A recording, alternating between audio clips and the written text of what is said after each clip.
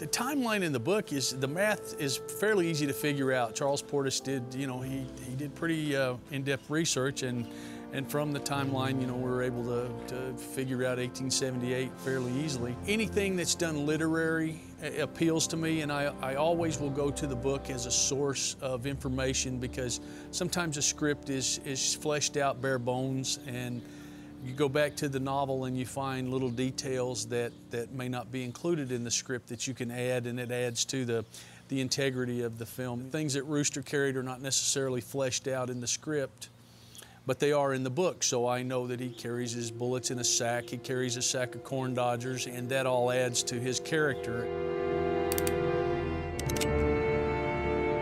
There's a certain number of certain types of guns that existed in the time, certain types of holsters and gun belts. The guns are fairly easy to find. There's a couple of different places that import reproductions, and we use those. And we use the reproductions because they're safer, they're newer. I don't have anybody else's repairs on them.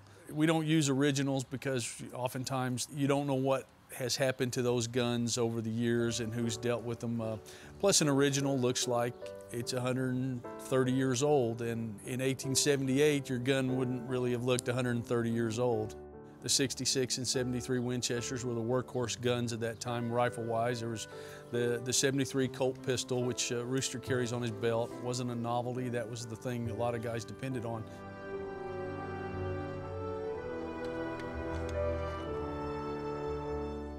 She inherits her father's Colt Dragoon. It was an 1847 model. It was an enormous pistol, weighs about 4.5 pounds. It was designed to carry in a holster on the saddle, not in a holster on your belt. So it's curious that this is her only weapon that she has to carry. She inherited it. The occasion she has to use it, she gets one shot off, and the second shot is a misfire, and that was a fairly common thing with that kind of pistol. It was designed originally to shoot caps and balls. It was a cap and ball pistol, a percussion pistol.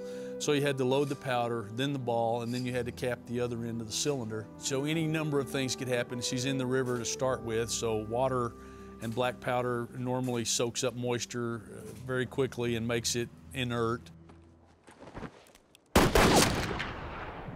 There.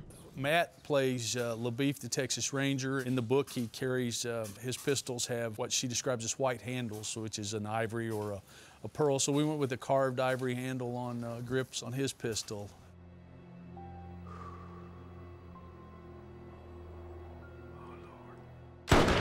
What he carries is a Sharps carbine, which Sharps was a brand, a manufacturer of a very long-range, capable rifle at the time. The Sharps rifle itself, 1874, was famous for buffalo hunting, for shooting buffalo at long ranges, and the carbine is a shorter cavalry horseback version.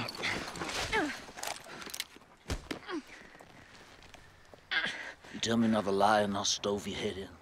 Ned Pepper carries a Remington 1875 pistol, which was another favorite. Frank James carried one, I believe. The actor Barry Pepper wanted black handles on the pistol. I thought of maybe if we inlaid that ebony handle with something like bone, that would break it up a little bit, put a little dimension to it. And so we went with a 4-leaf clover for Lucky Ned Pepper.